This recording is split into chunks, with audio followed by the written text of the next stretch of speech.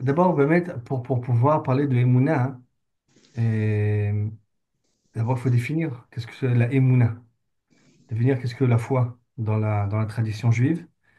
Et, et quand vous dites la renforcer, parce que, en effet, c'est quelque chose qui est de façon naturelle, demande à être sans arrêt renforcé. Alors maintenant, de quoi il s'agit exactement de la Emouna? Vous savez, le problème, en français, on traduit la Emouna par la foi, par la foi. Et quand on dit foi, automatiquement, on a un sous-entendu de foi chrétienne, parce que c'est le mot Mm. qu'on utilise c'est le même mot qu'on utilise dans notre vie de tous les jours. La religion en France officielle, en tout cas pas officielle, mais en tout cas qui est présente, qui a fondé la culture française telle qu'on la connaît, c'est la religion chrétienne.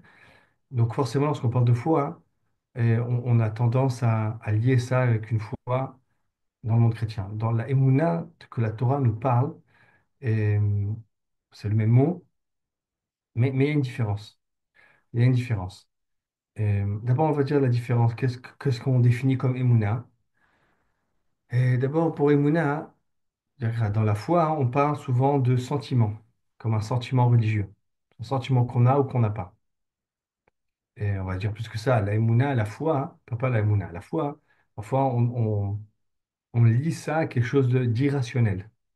C'est-à-dire que pour avoir la foi, alors il faut être capable de mettre de côté sa raison, de mettre de côté son esprit, et pour pouvoir écouter un sentiment religieux qu'on a en nous, qui est donc de se lier à Hachem, de se lier à Dieu. Et, dans la Torah, hein, dans le judaïsme, la notion de Emouna, et l'Emouna, d'abord d'un côté, on va dire que ça, c'est ni un, et, il y a quelque chose de vrai. Tel que le Rav Kook définit ça, dans plusieurs endroits, la mouna, ce n'est ni un sentiment, ce n'est ni un raisonnement. C'est quelque chose qui va au-delà et du sentiment, et de l'émotion, et de la raison. On va dire de façon simple, quand Emouna, hein, Emouna en hébreu, c'est Ne'eman, c'est quelque chose c'est quelqu'un sur lequel on peut s'appuyer.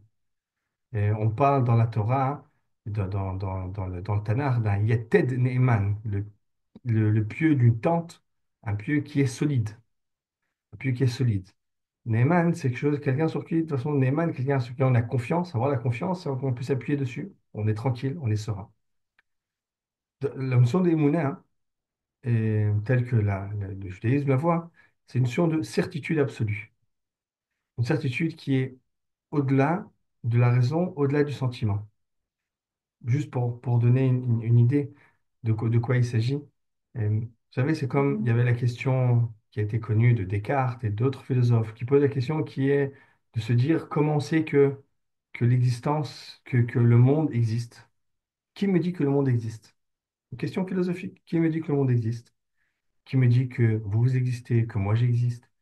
Alors moi, en tout cas, je pense donc je suis. Peut-être moi j'existe, mais qui me dit que quelque chose autour de moi existe? Peut-être que c'est qu'un rêve.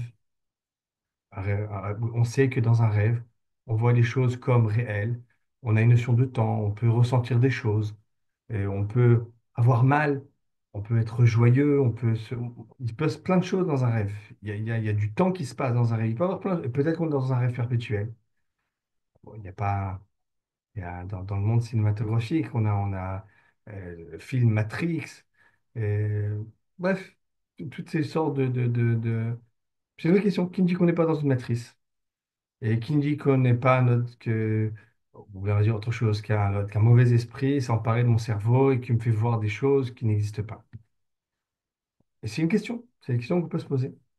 À cette question qui est primordiale, savoir est-ce que le monde existe ou pas, et il faut savoir que rationnellement, il y a aucune solution, il n'y a aucune réponse qui est sine qua non. Et tout Voilà, on va dire, si je me pince, je pince pour savoir je pense que je rêve pas, c'est une bêtise. En rêve, on peut se pincer aussi et continuer à rêver. Parfois, même dans le rêve, on rêve qu'on rêve. Parce que on peut pas avoir de preuve qu'on dort, etc. Donc, il n'y a pas de situation, il n'y a pas de réponse rationnelle à ça. Mais il y a une réponse qui est simple, qui est tout simplement simple, qui est, en hébreu, on dit, Tafsik les balbel tamoar. Quelqu'un qui parle hébreu, en français, ça revient, ne, ne, arrête de me casser les pieds. Ok. Quelqu'un vient me dire, mais comment je sais que le monde existe? La réponse est, ne me casse pas les pieds. C'est-à-dire, le monde existe parce qu'il existe. Je le sais, c'est quelque chose d'évident, c'est quelque chose d'absolu. Et ça m'est jamais venu à l'idée de me poser la question. Et je le sais. Je sais. Cette certitude-là, que le monde existe, et, c'est une certitude qui est, ouais, c'est juste un sentiment, ou bien c'est un raisonnement. C'est au-delà de tout ça. C'est une certitude absolue. C'est la même chose que j'ai la certitude absolue que mes parents sont mes parents, alors que j'ai jamais fait des tests ADN, et que mes enfants sont mes enfants, bien que j'ai jamais fait de test non plus, parce que j'ai parfaitement confiance, même Emouna que j'avais dans ma femme, je la connais, je vis avec elle, je sais que mes enfants sont mes enfants. Il y a des choses qui sont bien au-delà. Donc, de même, lorsqu'on parle de Emouna, de même qu'on a la certitude absolue, et tout le monde a, ça, c'est quelqu'un qui n'a pas ça, il a des problèmes, il aura des problèmes psychologiques, psychiatriques, et qu'on a que le monde existe. L'Emouna est de se dire que ce monde qui existe, c'est un monde qui a été créé, un monde qui a été voulu. Ok. Ce monde dans lequel j'existe, un monde qui a été créé, un monde qui a été voulu. Et, et puisqu'il a été créé et voulu, il y a donc un créateur qui est au-dessus de tout ça. Et, donc d'abord, l'Emouna, pour que ce soit bien clair, c'est une certitude absolue. On a, comment dire, c'est un sens. Ça fait, le Rav Kook parle de ça, que l'Emouna, ça doit être un de nos sens, de même qu'on a le sens de la vision, de l'ouïe, l'odorat, le goût. L'Emouna, c'est une force dans notre âme, euh, qui s'est énormément affaiblie dans les générations. Là, on est en train de fêter Hanouka, et particulièrement à l'époque, à l'époque grecque. C'est-à-dire que cette notion d'Emouna, lorsqu'on avait des prophètes parmi nous, et lorsqu'on avait des personnes qui étaient en connexion directe avec le divin, c'est une question qui ne se posait même pas. C'est quelque chose qui n'était même pas, ça venait même pas à l'esprit de remettre ça en question. Et, il y a une braïta qui dit que lorsque Alexandre le Grand de Macédoine a commencé à régner, le dernier prophète est décédé. Et donc donc il y a un lien entre l'avènement du monde grec et le dernier prophète. Et, le monde grec, c'est la culture, c'est toute la culture humaine d'aujourd'hui, toute la culture occidentale est basée sur la réflexion grecque, sur les capacités grecques, sur dans tous les domaines qu'on a aujourd'hui, la médecine, le sport, les arts, et la science, la philosophie, les mathématiques, etc. Et quand l'homme a développé son esprit, et avec cet esprit grec, ben, ce qui s'est passé, c'est qu'on s'est un peu détaché de cette émouna qui était tivite en nous, cette émouna qui était naturelle en nous. Plus que ça, la Gemara nous dit que ce sont les sages d'Israël qui ont prié pour annuler ce qu'on appelle le Yetzer de Avodah Zarah, ce penchant qui était de l'idolâtrie, penchant qu'on ne connaît pas tellement aujourd'hui, qu'on n'a pas ça. C'est-à-dire qu'il y avait un penchant, c'est comme une pulsion qui pouvait me créer une addiction à l'idolâtrie. C'est-à-dire que quand on voyait un sanctuaire, une statue, une certaine divinité, euh, euh, une certaine activité religieuse, pas religieuse, mais un pulchan. Pulchan, tout un, dès qu'on voit une séance comme ça d'idolâtrie, on se sentait attiré vers ça. Comme nous, aujourd'hui, on a le yetzer, le penchant qui est de la reproduction, de l'instinct sexuel. On avait un instinct comme ça qui nous poussait à faire cette idolâtrie-là. Et c'est quelque chose qu'on sentait un besoin comme dans notre ventre, comme, vraiment comme une addiction, de goûter à ça, de voir ce que c'est, de toucher à euh, ce rite-là. Et, et les sages d'Israël ont prié pour atténuer ce yetzer-là. Ben, ce qui fait que en atteignant ça, euh, ce qui c'est, c'est-à-dire que nous, on considère ce penchant-là de la Vodazara comme ce même force de Emouna, mais qui est tellement puissante qu'on ne sait pas comment l'assouvir. C'est-à-dire que la Emouna, il y a deux choses. Il y a donc cette certitude-là, Et après cette certitude-là, ça crée un besoin d'un lien. Puisqu'on sait qu'il y a un créateur, il y a le créateur du monde, euh, on sent un lien très fort avec lui, et on sent le besoin de se connecter à lui. Dans l'idolâtrie, on cherchait à se, à se lier donc à ce créateur par toutes sortes de forces, qui n'est pas forcément le créateur. Dans l'idolâtrie, le paradoxe, c'était que parce qu'on veut se lier à ce qui est au-dessus, ben, on se liait à toutes les forces qui étaient en dessous. Dès qu'il y a une force dans la nature, on sentait qu'il y avait quelque chose de divin dedans et on sentait un besoin absolu, vraiment comme une soif qu'aujourd'hui on peut trouver dans la pulsion sexuelle pour s'approcher de cette idolâtrie-là. Et donc, on n'a plus tout ça.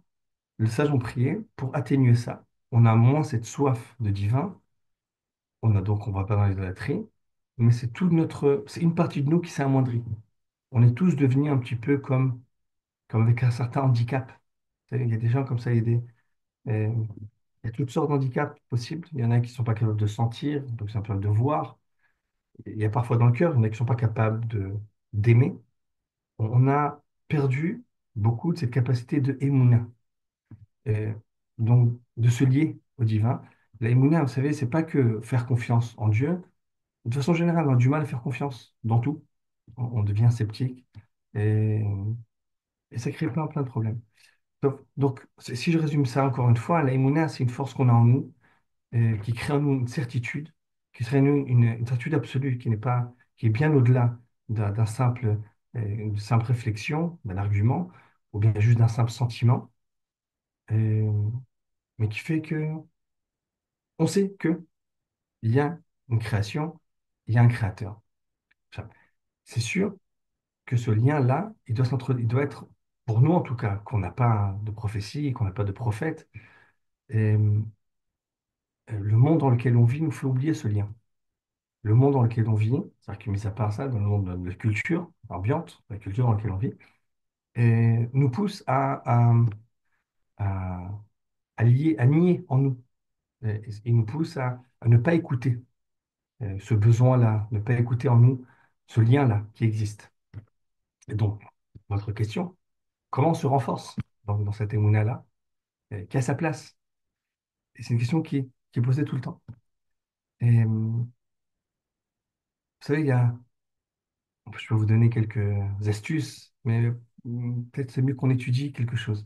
Une astuce, j'ai entendu au nom du Chazon Ish, le Rabbi Ishayahu Karelitz, le grand leader spirituel lituanien, euh, qui était donc en Lituanie, qui était en Israël, à Pnebrak. Lui disait que pour se renforcer en Emouna, c'est quelque chose qui me sort tout le temps, c'est faire entrer le divin dans ta vie, dans tous les petits détails de la vie. Des astuces qu'il donnait, c'est tu vas faire des courses, tu cherches un habit, tu cherches un costume, tu cherches des cadeaux pour ta famille. Prie Dieu, qui t'aide à trouver ce que tu veux, ce que tu cherches, ce qui va plaire aux gens, ce qui va entrer dans son budget. Prie. Tu cherches une place pour garer ta voiture. Prie. Et donc, toute chose. On étudie ensemble quelque chose avant, je prie à Kadosh Baruch Hu qui m'aide à trouver les mots, à trouver les idées pour vous aider à vous renforcer, à nous renforcer.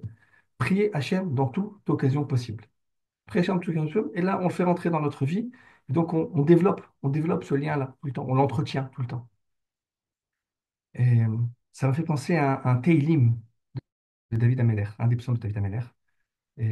Alors, on va essayer de faire ça ensemble. Une seconde. Et, c'est le psaume 37. Ok, on va dire ça. Ok.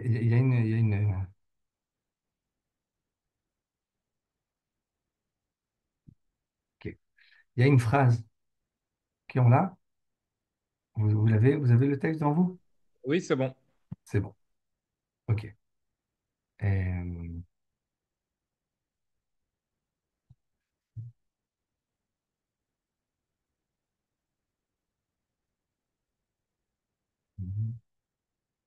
hop, je sais pas comment. Et parfois, un petit point comme ça, vraiment, je l'ai pas. Bon, c'est pas grave. Je te dis comme ça. David, ne jalouse pas les malfaiteurs, ne porte point envie aux ouvriers d'iniquité. Euh, Ouvriers d'iniquité, c'est les personnes qui œuvrent pour le mal. Ne les jalouse pas. C'est parce que parfois on les voit. Et David apparemment nous donne une des raisons euh, de notre manque d'émouna, c'est qu'on voit que sur Terre, les choses n'ont pas l'air d'être forcément dans le sens qu'on le pense. Donc, encore une fois, nous aussi, on dit que le monde a été créé, le monde a été voulu, il y a un créateur.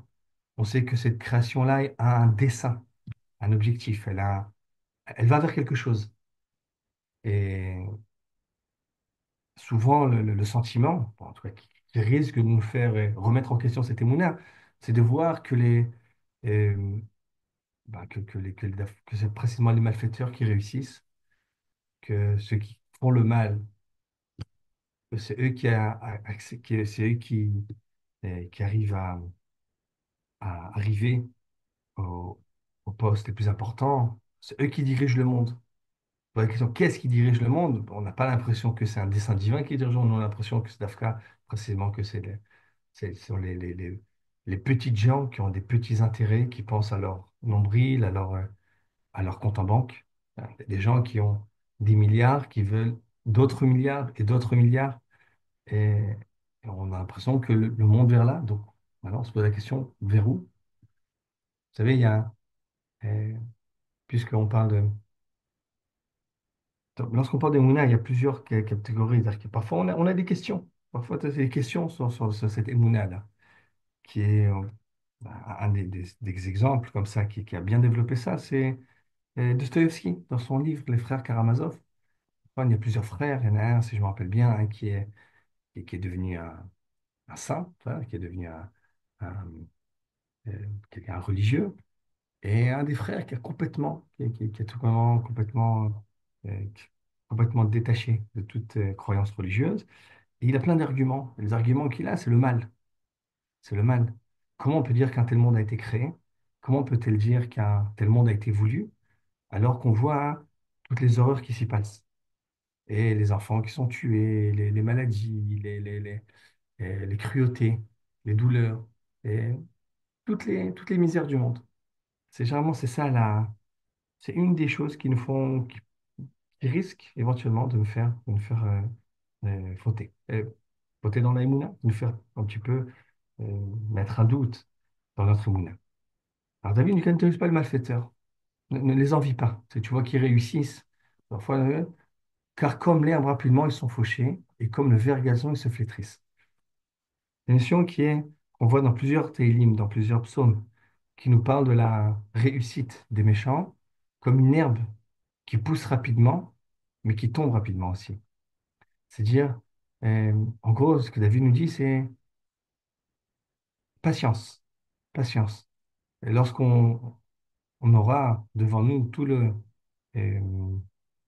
tout le processus historique, et lorsqu'on aura la fin de l'histoire, les choses sont beaucoup plus claires. Et que même si maintenant on voit euh, des, des, des, des malfaiteurs qui réussissent, qui grandissent, sache que généralement, c'est pour les faire chuter encore plus rapidement possible. On voit bien, les plus grands dictateurs ont, comment dire, n'ont fait que accélérer leur chute, que ce soit le fou pas le fou. Hein, bref, tous les grands dictateurs, tous les grands mafionnaires, vous savez, les grands malfaiteurs, ceux qui font vraiment des grandes choses mauvaises, et rarement ils arrivent à l'âge de la retraite. Alors, il y a des métiers comme ça où il n'y a pas de retraite. C'est quelqu'un qui travaille dans la mafia, et, et il n'a pas trop de raisons de mettre de l'argent pour sa retraite, parce que généralement, il n'arrive pas jusqu'à la retraite. Bref, donc, et puis pas forcément dans les cas individuels, lorsqu'on parle moment même de nation, lorsqu'on parle de culture, là, leur fin est proche. Donc, aie confiance en Hachem. Ok. Ptar B'Hachem, et agis bien. Et ainsi, tu habiteras le pays en cultivant la loyauté. C'est cette phrase-là. En hébreu, c'est Shron Ba'aretz, Betar Bachem, et confiance en Hachem, Asetov, agis bien, Shron Baaretz, habite sur terre, Urae Emuna.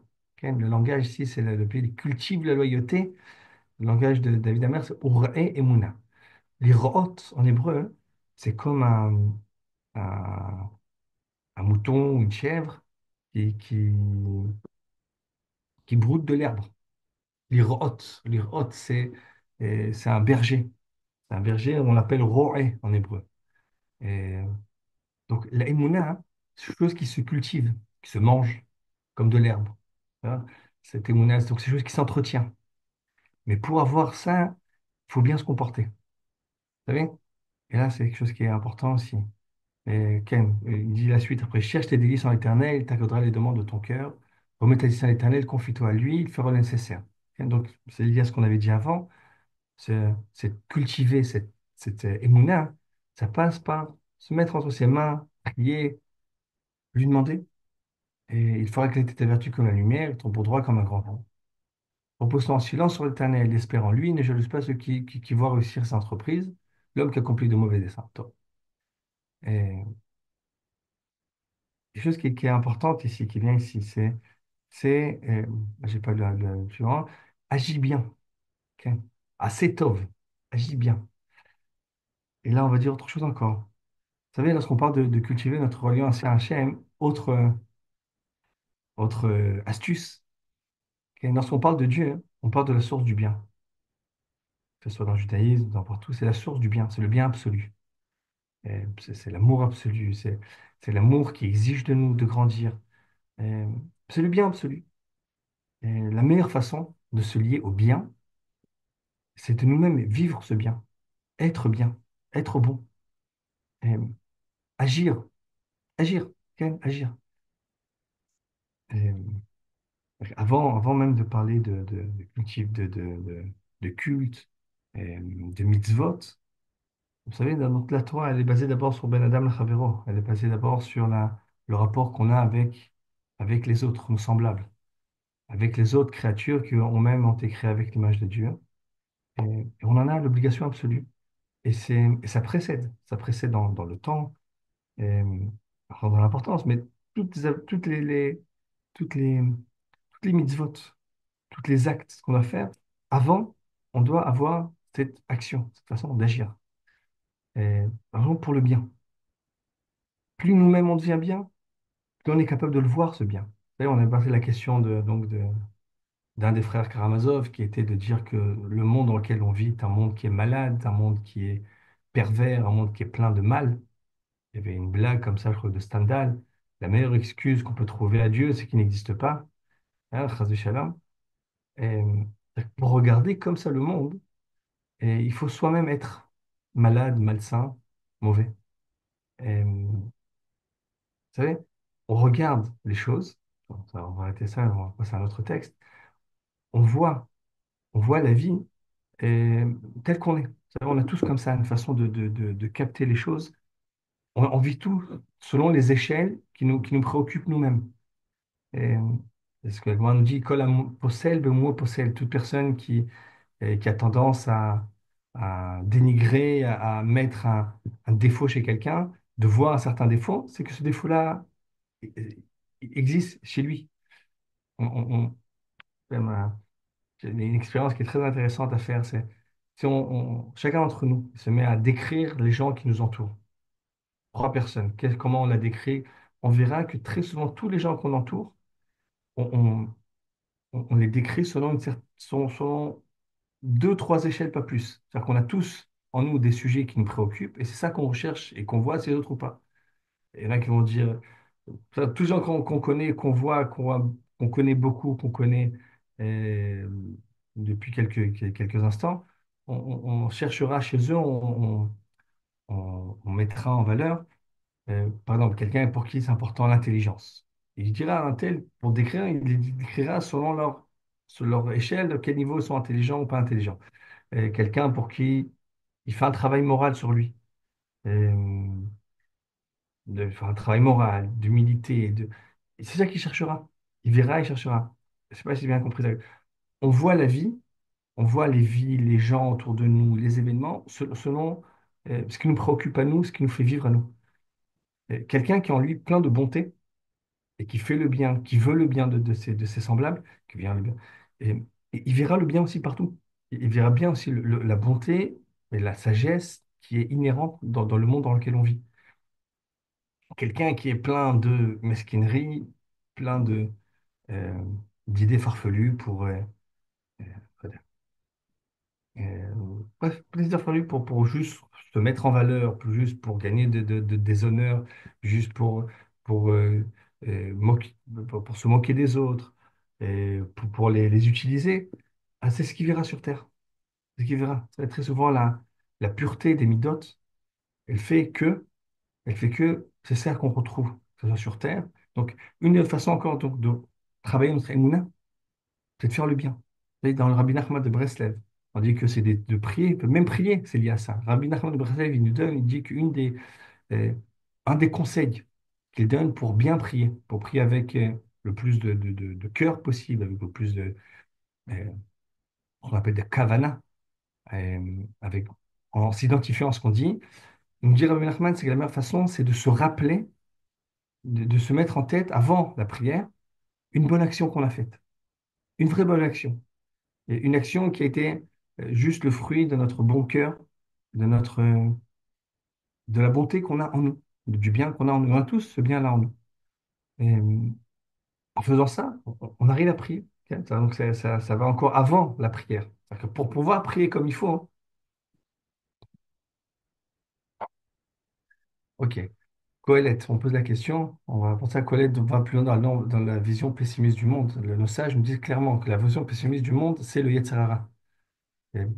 Et que tout Coëlette, c'est comment voir le monde sans Emouna. Le monde sans Emouna est un enfer. C'est ça qui dit Coëlette. Le monde Emouna, c'est un enfer. Peut-être que je vais étudier ça avec vous aussi. C'est une des façons aussi qui peut nous aider parfois lorsqu'on n'arrive pas à trouver le bien. Après, il dit, la fin de Coëlette, c'est le plus important. Sauf d'avoir Kolishma. À la fin de chaque chose, tu peux voir donc l'utilité de chaque chose, sauf d'avoir, tout va être compris.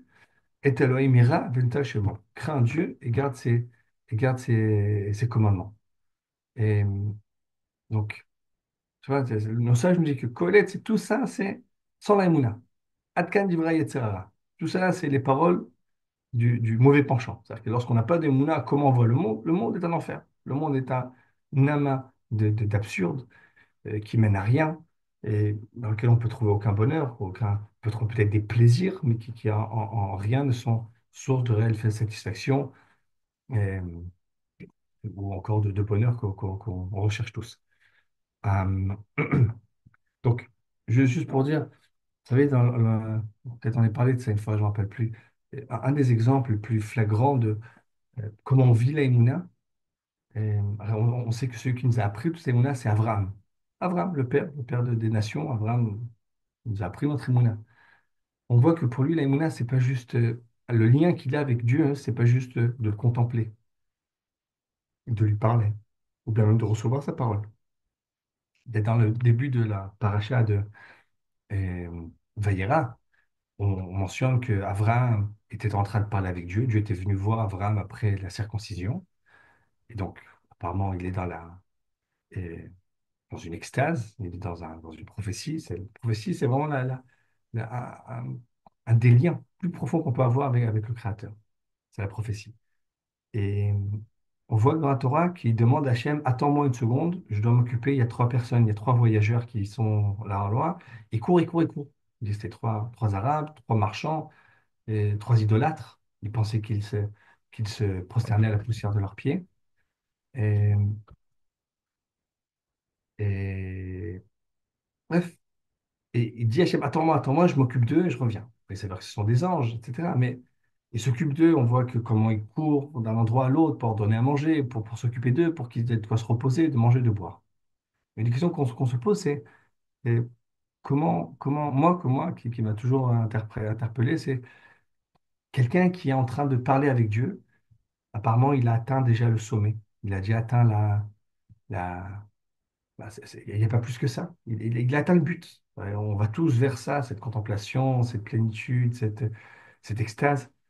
Et, et- et il y a trois personnes qui se baladent de loin, ils courent mais il le dérange.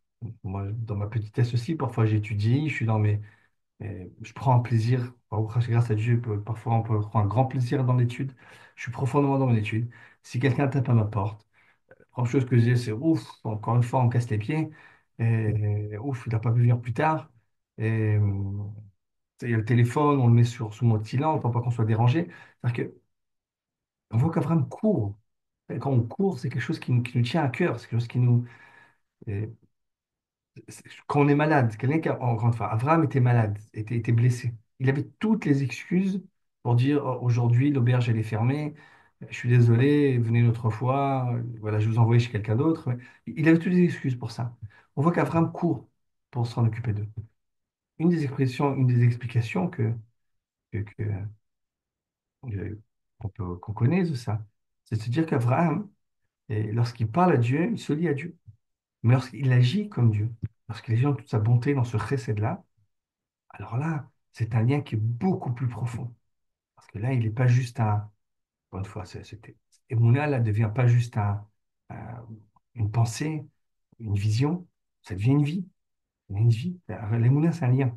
Ce lien-là devient quelque chose de vivant. Il devient lui-même un vecteur de la divinité sur Terre.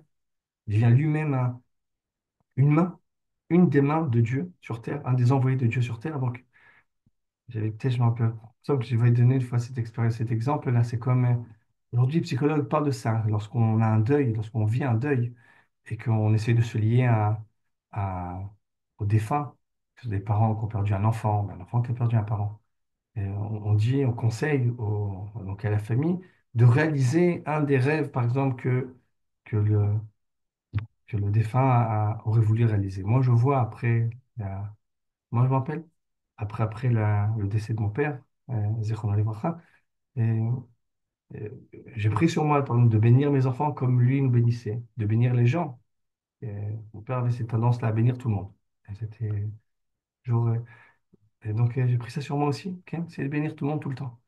Et, et c'est évident que en agissant comme ça, les idamot, le ressembler, c'est pas juste c'est pas juste un imiter.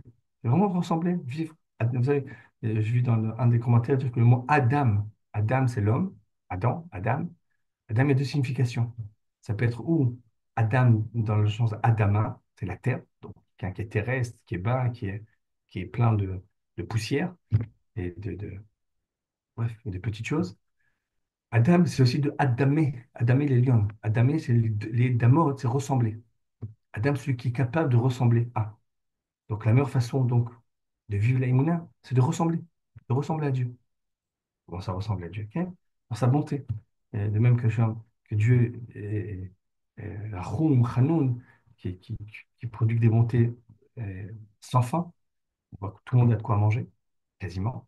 Euh, Si, tout le monde a, la plupart de l'humanité, on va dire des exceptions, ok, sauf ceux qui ont décidé de prendre en otage des soldats et des Israéliens, car eux, ils vivent plus difficilement. Mais les gens normaux, ils vivent bien. Ils vivent pas bien. Il y a toujours plusieurs choses. Mais c'est encore, on va dire comme ça, c'est encore toujours une exception, les, les cas des gens qui se retrouvent vraiment à la rue ou qui n'ont pas de quoi manger. Malheureusement, ça existe et c'est sûr qu'il faut tout faire pour éradiquer ça. Mais c'est rare. C'est rare. C'est pas la norme de la vie sur Terre. Donc, ok, que je beaucoup Dieu, et il prodigue ce bien pour tous les hommes. On ne se rend pas compte le nombre de miracles qu'on vit tous les jours. Ok, encore.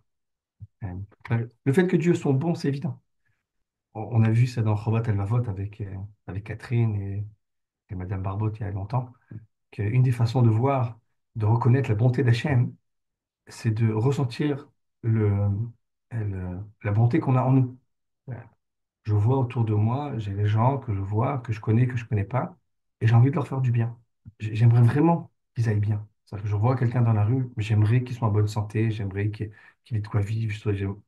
Si je peux l'aider, on sait qu'on a tous en nous, c'est quelque chose qui est très beau dans l'être humain. On prend plaisir à faire le bien. Et beaucoup plus encore que d'autres plaisirs terrestres. C'est quelque chose qui est très ancré dans l'être humain de faire le bien, quand il peut. Parce que parfois, on a d'autres désirs. Mais si, par exemple, on est capable de sauver un bateau, on sera capable de, on a eu l'occasion vraiment d'aider une personne âgée à traverser, à ramasser quelque chose, on se sent bien, on a cette bonté-là en nous. L'homme est plein de chesed. Et ce chesed-là, on se dit, le Ravat Avot, il vient de quelque part. Parce que si moi j'ai ça en moi, à plus forte raison que ça existe dans le Créateur qui a mis ça en moi. Bref, donc, pour résumer, on parlait de Emouna. L'Emouna, c'est quelque chose qui est en nous, c'est une certitude, donc là, on s'appuie dessus. Et pour renforcer ça, la prière, faire rentrer Dieu dans ça, dans chaque. Maintenant, pour pouvoir prier comme il faut se rappeler du bien qui est en nous. Faire du bien qui est en nous, et donc il fait de nous quelqu'un qui est capable de parler à Dieu, de parler de cette source de bonheur, de cette source de bonté. Et puis de façon générale, plus on agit bien, plus on se remplit de ce bon, de ce bien qui est divin. Maintenant, parfois tout ça, ça marche pas, et qu'on a des doutes. Et que parfois ce qui aide, ce sont les démonstrations rationnelles. Démonstrations rationnelles. Je sais que ça a des limites, mais parfois c'est bien de se mettre ça en tête. Il y a le livre qui est très bien pour ça, c'est de Kuzari, euh, qui voit donc un dialogue entre le roi Kuzar et le sage d'Israël qui lui a parlé et qui l'a adouci. Et on voit qu'il donne pas mal d'arguments que si parfois vous savez, notre intellect, il a comme avantage d'être stable. Si quelque chose a été déjà vérifié, éclairé, donc la conclusion est claire, on l'a en tête. Mais il est froid, l'intellect. C'est-à-dire que même si je suis arrivé à une conclusion, tant que je ne la vis pas, ça me sert à, et ça m'aidera pas à vraiment m'enforcer, mais parfois ça aide. Parfois on appelle une sorte de, en hébreu on dit des bilboulim, des embrouilles. On est embrouillé, on est dans le brouillard un petit peu. Et parfois, réfléchir à ça, ça nous aide. Ça m'a rappelé aussi un texte qui est marqué dans le Rav Kook, qui est lié à Hanouka. Il y a plusieurs textes qui sont dans le Rav Kook. Et, et, moi, si je dis ça avec vous, bon, il ne reste pas beaucoup de temps, mais bon, pour nous donner un petit peu quelques. On va commencer par ça. Une seconde, une seconde. Les noirs. Ok.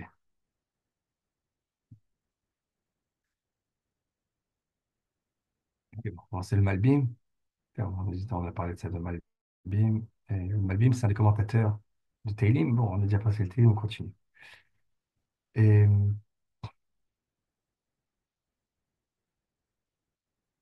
top. Bon, on va essayer de voir un petit peu. Un des livres du Rav Kook qui s'appelle Oroth Haïmouna, Lumière de l'Haïmouna. Il y a plusieurs parties. Et une partie, c'est part de la Kfira. Donc, donc l'extrême opposé à la Haïmouna, c'est la Kfira. Kfira, c'est quelqu'un qui dénigre complètement, qui le dénégateur. Ok. Euh, bref, celui qui affirme que ça n'existe pas. Vous savez. Euh, En principe, Kfira, s'il était honnête, Kfira, donc s'il était honnête, le maximum qu'elle pourrait dire, c'est que elle ne sait pas, elle a des doutes. Et affirmer que quelque chose n'existe pas, ça, alors il faut qu'il me dise, pour dire ça, il faut mentir et de façon effrontée. Personne ne peut savoir quelque chose qui n'existe pas. Dire avec affirmation ça n'existe pas, c'est quelque chose qui est impossible. De même que je ne peux pas dire que ça n'existe pas. Il y avait un animal de 3 mètres de haut, de 10 mètres de haut, je ne sais pas. Je ne sais pas, il y a des girafes, peut-être qu'il y a d'autres choses encore. Et- mais dire de façon absolue, ça n'existe pas. Mais malgré ça, il y a le kofer, la notion de kofer. Et on va dire ça en hébreu parce que voilà, mais je dis, j'ai trouvé une traduction. Le dénégateur, donc le kofer, est un homme perdu. Sa vie n'est pas une véritable vie car il n'a pas d'idéal. Ok. Il faut savoir quel est le prix de la kfira. Et une façon de s'équilibrer, de se dire, ah, si bah, il n'y a pas de créateur, alors à quoi ressemble le monde? À quoi ressemble la vie dans un tel monde? C'est une vie sans idéal, un mec qui n'a pas de but. Et, dans la réalité générale, selon son état mental, il n'est plus possible de trouver une lueur d'idéalisme véritable enracinée dans lui. Et une vie sans idéal enracinée dans sa profondeur est pire qu'une vie animale. Et, comment dire? L'idée, c'est, si on pense que, vous voyez, on ne se rend pas compte quelles sont les implications et les conséquences de la kfira, de l'athéisme, hein, de l'inverse de la Emouna. C'est-à-dire que tout est le fruit du hasard, tout va à sa perte. Nous n'avons qu'un corps, nous n'avons pas d'âme. Et tout est dénué de sens. Vous savez, les grands philosophes de l'absurde, pour eux, pour qui l'athéisme était une base, était une évidence, on sait que la question, hein, comme a dit Camus, la question philosophique qui importe vraiment, c'est est-ce que l'absurde entraîne forcément le suicide?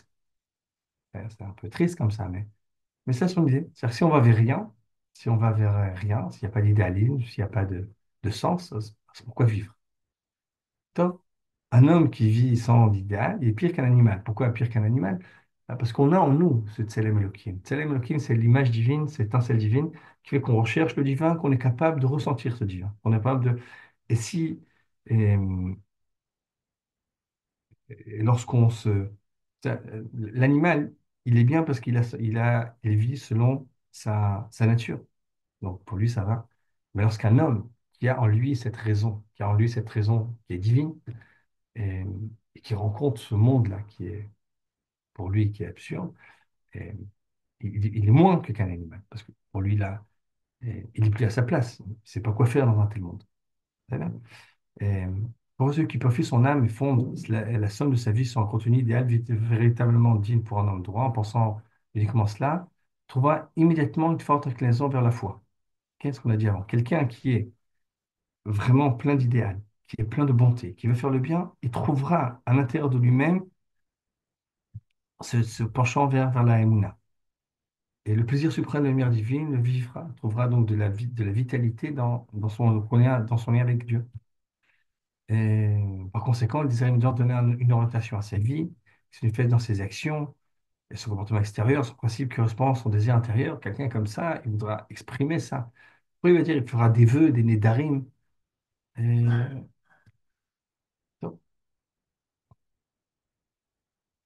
en plus, il se réjouira grandement de tous les vœux généraux, de façon générale, le fait qu'il y ait des nédarim, bref, il y a d'autres actions. C'est vrai que par exemple, dans la halakha, il y a beaucoup de choses qui ont été rajoutées par zèle. Quelqu'un qui est proche de Dieu, qui vit cette bonté, qui vit cet idéal-là, il voudra tous ces actes de zèle, ces actes d'amour pour Dieu, et il en sera très content. Et il dit cette opinion-là, elle vaincra tout le monde par sa beauté. Tous les êtres créeront un honneur pour Dieu et feront tous une communauté pour conséquent. C'est-à-dire que cette, euh, cette idée-là, que au nom du bien que j'ai en moi, je veux servir ce bien-là, je veux servir ce Dieu qui amène vers le bien, c'est une idée qui va se répandre, hein. Vous êtes les premiers ambassadeurs de ça, car ton royaume est à toi pour l'éternité, et tu régneras dans la gloire quand il est à toi, Dieu régnera pour l'éternité. Donc c'est la première idée. Qu'est-ce qu'on, à quoi à quoi on renonce en renonçant à l'anima? On renonce à tout sens de la vie. Et autre, Pisca encore, autre petit paragraphe là dans Rot Emouna, c'est comme ça, il faut que le dénégateur qui n'est pas de lien avec le domaine divin, ok, donc il n'y a aucun lien pour lui, la vie, le divin n'existe pas, n'a pas véritablement de la forme humaine. C'est un peu dur parce que pour lui, la forme humaine, le Tsurat Adam, c'est l'homme a été créé avec cette capacité-là de comprendre le divin. Si un homme n'a pas cette capacité-là de se lier au divin, bah, c'est juste un animal élaboré, un animal qui a plus de, de, connexions neuronales, qui fait qu'il est plus intelligent, mais plus que ça. Et l'intention de sa vie n'est pas celle d'une vie humaine véritable. Tous sentiments sont comme bestiaux, et même si c'est une personne pleine de savoir, de sagesse, et pleine de morale, de droiture, sur ce qui est apparent, c'est comme une sorte de bête éduquée et cultivée. C'est un peu dur ce qu'il dit, mais c'est l'idée. Parce que, vous savez, il y avait, je ne me rappelle plus son prénom, son nom, pardon. Il y avait quelqu'un qui se définit comme philosophe de l'évolution. Ouais, une des choses qui est philosophe de l'évolution. C'est quelqu'un pour qui l'évolution explique absolument tout. Et donc, évidemment, il n'y a pas de créateur, il n'y a pas de divin.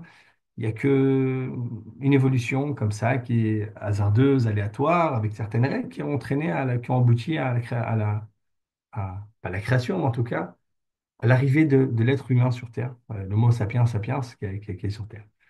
Ah, lui, il dit qu'il donne bref, il donne dans cette évolution-là, c'est sûr que l'homme, c'est juste un animal un peu plus avec un cerveau un peu plus grand, mais c'est un animal. Et lui il dit que lorsqu'il donne des conférences où il explique toutes les implications de de cette croyance-là dans l'évolution, et il me dit, c'est lui arrivé que parfois, après une conférence, on vient le voir et on lui dit, OK, j'ai compris ce que tu as dit, j'ai bien compris, j'ai bien, donc je retourne à la religion. Parce que je préfère retourner à la religion plutôt que de vivre dans le monde qu'il propose. Et c'est ça qu'il propose. Les sentiments sont bestiaux, même si personne ne plaint. C'est quelqu'un. Enfin, on lui pose la question à cette personne, à ce philosophe-là de l'évolution. Et, bah, il y a des prisons, il y a, on sent qu'il y a un libre arbitre. On essaie d'éduquer. Il dit oui, c'est comme exactement. Il donne ça. Une bête éduquée, cultivée. C'est même un chien. On peut le dresser. N'importe quel on peut le dresser. Donc, le maximum qu'on peut faire, c'est dresser les êtres humains. Mais c'est donc une bête éduquée, cultivée. Top. Mais l'âme de l'homme dans toute sa profondeur de son existence, n'est vivifié que par le lien avec le sujet divin suprême. Si on veut vraiment ressentir notre âme, c'est que avec le lien avec Dieu.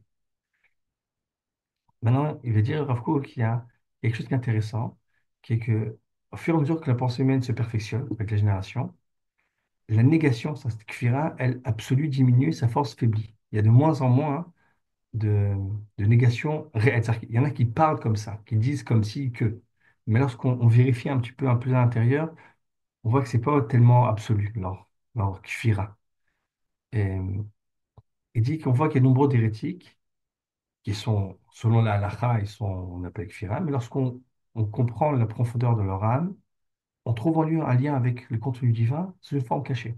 C'est-à-dire que on voit qu'il y a des gens que même leur façon de parler, d'exprimer leurs idées, ils sont loin de l'idée comme ça, de Emouna, mais à l'intérieur, ils ont un lien avec le divin, même s'ils ne savent pas l'exprimer. Et il dit pour cette raison, c'est-à-dire qu'aujourd'hui, même si on trouve des gens qui se disent athées, lorsqu'on cherche profondément, ils ont un lien avec le divin. Pour cette raison, l'inclination vers le droit, la bienveillance, hein, notez que la pécheresse est, on a une notion de la doune et kafsut. On peut regarder la génération autour de nous avec beaucoup plus de bienveillance. On voit dans la génération, même dans ceux qui sont des négateurs absolus. Top, continue encore. Alors, of course, par exemple, la racine du déni est une naïveté absolue, une bêtise, ça aurait dû être. Croire un miracle grand, effrayant, sans aucune nécessité ni conséquence. C'est-à-dire que la création du monde, c'est la chose la plus énorme qu'il puisse y avoir. Dire qu'il n'y a aucune raison de cela. On sait, ça veut dire qu'on parle de raison rationnelle parce qu'on regarde sur la création du monde. On sait que même les scientifiques, ils nous disent que pour que le monde existe tel qu'on le connaisse, tel qu'on connaît, il a fallu que toutes sortes de réactions se mettent en place et que ces réactions-là, elles ont pu se mettre en place que à certaines températures très, très, très précises. Et si ces températures, si ce qu'il fallait pour transformer tel atome en autre chose, c'était pas cette température-là, mais c'était un peu plus chaud, un peu plus froid pour bah, le monde tel qu'on n'aurait pas existé. Et dans le monde scientifique, on sait encore voir la création de l'univers qu'on connaît aujourd'hui comme purement aléatoire, c'est compliqué. C'est une très, très, très, très, très, très, très, extrêmement faible probabilité. C'est vraiment comme gagner au loto. Et à partir de là, il y a toutes sortes de théories pour essayer de combler ça, ce problème-là. C'est-à-dire que pour, malgré tout, garder la kfira, garder euh, ce- cette, euh, euh, cette négation-là absolue. Donc, il y a toutes sortes de théories. Mais de théories, vous savez, le multivers, c'est l'infinité d'univers dans lequel il y a tout. Ça, c'est des théories. Mais le monde tel qu'on est, il a un sens. Sens simple. Dire que tout ce qui a existé n'existe pour rien, existe alors qu'il n'a pas de raison d'exister, c'est pas. Vous savez, c'est euh, une preuve qui a été déjà donnée dans les Rishonim, chez les anciens, dans le Rambam, et qui existe encore même chez les philosophes, les déistes. Les déistes, ils voyaient ça. Il y a un monde, c'est sûr il y a un ordre à tout, il y a une cause à tout, donc c'est sûr qu'il y a une cause première. C'est la preuve par la cause première. Mais malgré ça, c'est pas suffisant encore. Et même plus que ça. Non, alors, toute la difficulté dans l'étude, on dit comme ça, la création du monde, c'est gestion par le créateur de toute chose avec la sagesse d'une chose parfaitement compréhensible et évidente. C'est-à-dire que voir que le monde a été créé par Dieu et qui est dirigé par Dieu, c'est pas chose, c'est simple. Par contre, ce qui est plus compliqué, c'est dans les détails. Et voir comment Dieu existe dans tous les détails, que ce soit dans les détails de la vie, dans le détail de l'histoire, de la manière de rapprocher la convention humaine, de la question divine, de la connexion entre lui et tout le monde, ça c'est plus compliqué. Quand nous, on se collait à lui. Il y a autre chose que je voulais dire avant qu'on termine, il est déjà 8h50. Enaya Shabbat qui est lié qui est lié à Hanouka. Ok. Donc, on résume un petit peu ce qu'on a vu. On a vu que ce qui nous aide, qui peut nous aider parfois, sont comment dire, une sorte d'argument rationnel. Un des arguments, c'est de dire, bon, c'est pas tellement un argument, mais c'est plutôt une prise de conscience.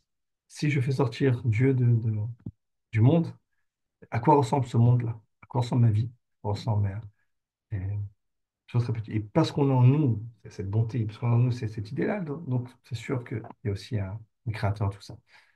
Et plus que ça, lorsqu'on voit la création du monde, dire que toute cette création-là a été absolument le fruit du hasard, il y a quelque chose de scientifiquement qui est incorrect, qui n'est pas exact. Vous savez que même l'évolution qu'on fait, ça explique pas absolument pas tout. Il y a tellement de choses qui ne sont pas expliquées par l'évolution.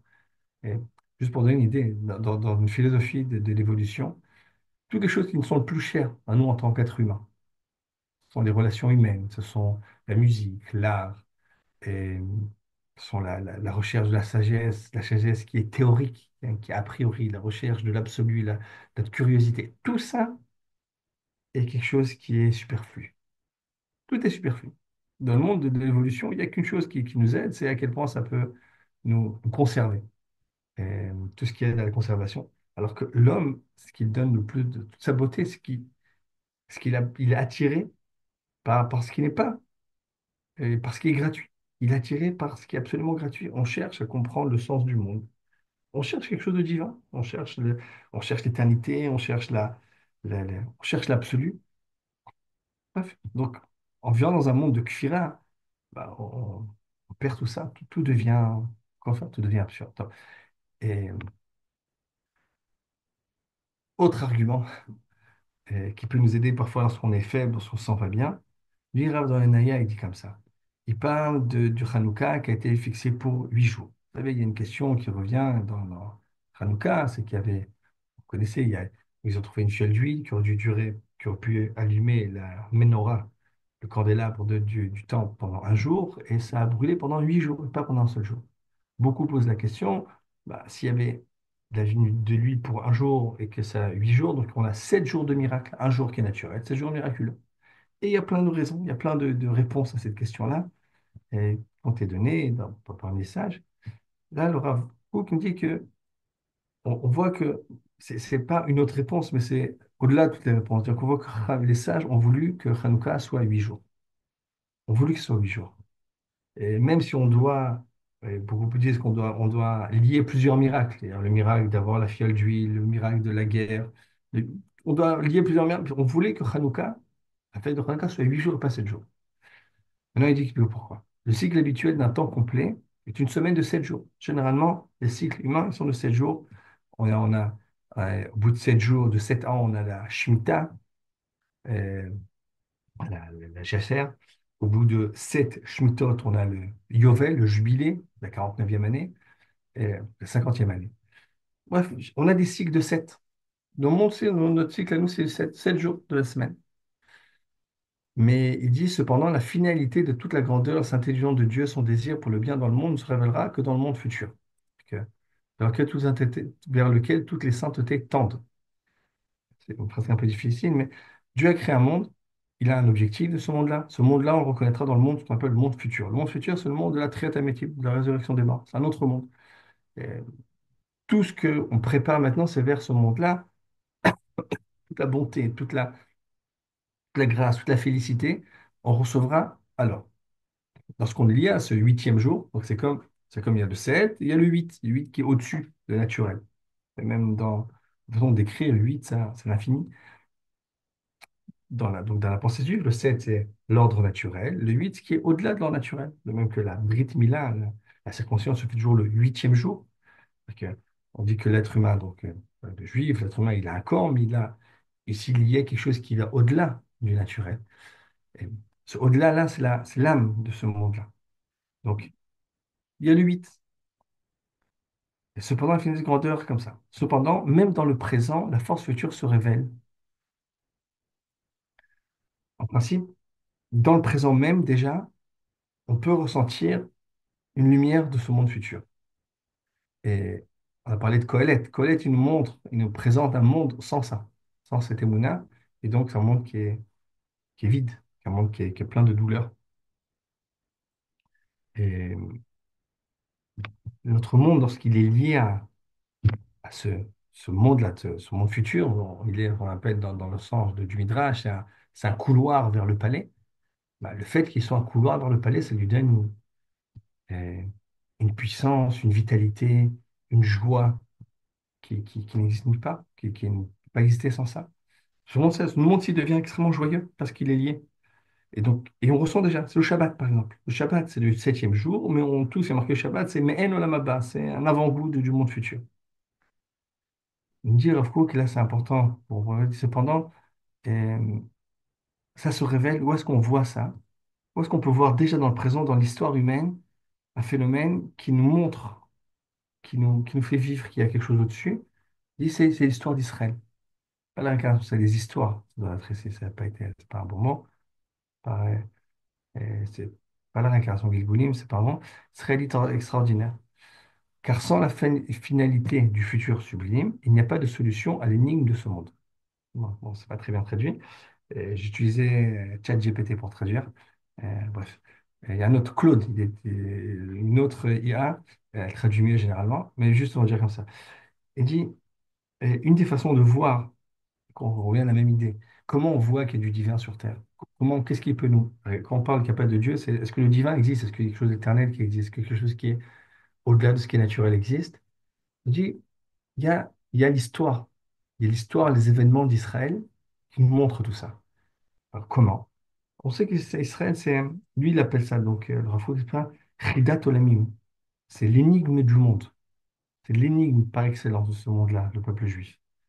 Et, et ça, il y a plusieurs points. Vous savez, il y a plein d'énigmes sur Terre, plein de choses qu'on ne peut pas comprendre.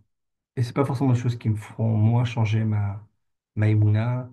Et même si on parlerait d'un moine bouddhiste qui voit des choses, qui vit une réincarnation. Il me semble que quelqu'un qui raconte, c'est un enfant de 4 ans qui est la réincarnation je crois, du Dalai Lama et qui rencontre des gens pour la première fois en tant qu'enfant, mais qui leur dit à chacun euh, quelle était l'étude qu'ils avaient avec eux. Et bref, bon, donc on voit qu'il a des forces, cet enfant de 4 ans qui est capable de voir des choses qui étaient bien avant. Et voilà, donc ça après. La- euh, le- Bref, même si je crois qu'il y a un enfant qui est capable de voir des gens, de se rappeler des vies antérieures, et pour moi, ça ne me fera pas changer de religion. Et je dirais top, intéressant. Il y a des choses mystiques qui sont intéressantes sur Terre. Et, il y a toutes sortes On peut regarder sur Internet les grands énigmes que la science n'explique pas encore. Il y a des énigmes. Mais en ce moment, du peuple juif, c'est pas une petite énigme, c'est pas une énigme, on va dire, anecdotique. Et on parle d'un peuple, d'abord, qui traverse les générations et qui survit. Bon, ça, c'est déjà surprenant. Ok, c'est un point. C'est un peuple qui a des capacités qui sont surprenantes aussi. Ok. C'est connu, on parle de-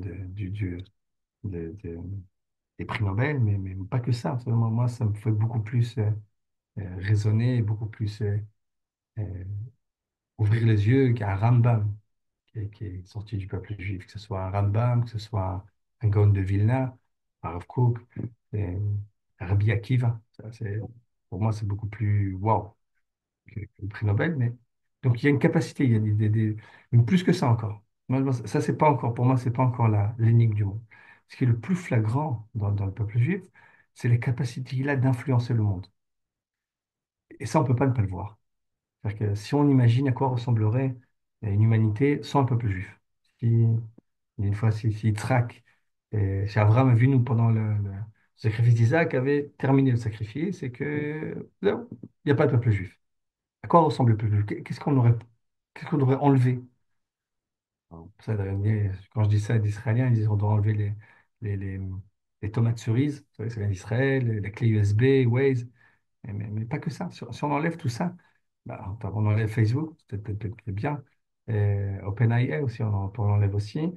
Et on enlève la psychologie, on enlève le communisme, on enlève toutes les religions monothéistes, on enlève toute la morale occidentale. Et le monde ressemblerait à quoi? À un pays sous-développé, je peux dire, l'Afrique. À quoi ça ressemblerait dans le monde? Toute l'humanité ressemblera à ça. On sera tous encore comme ça dans un état primitif. Il y a pas un petit peuple qui est capable de survivre, qui a des capacités particulières, mais surtout qui imprime, qui a une influence absolue sur le monde entier. Et c'est ce que disent les antisémites aussi, Abel. Ils ont raison. Ils ont raison. Et, donc, Laura Foucault appelle ça l'énigme du monde. Ce peuple-là, il est lié à ce monde futur. Il a pour but d'amener tout le monde vers là-bas. Et moi, c'est juste ce que je me dis. C'est-à-dire que moi, moi, je suis en Israël, j'ai été en France, puis maintenant, j'habite en Israël. Il y a d'autres gens avec moi comme ça.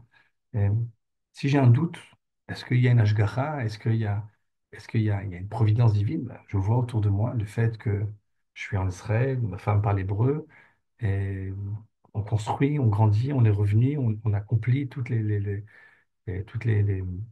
comment dire, toutes les prophéties qui sont on est en train d'accomplir, de vivre toutes les prophéties qui sont dans la Bible.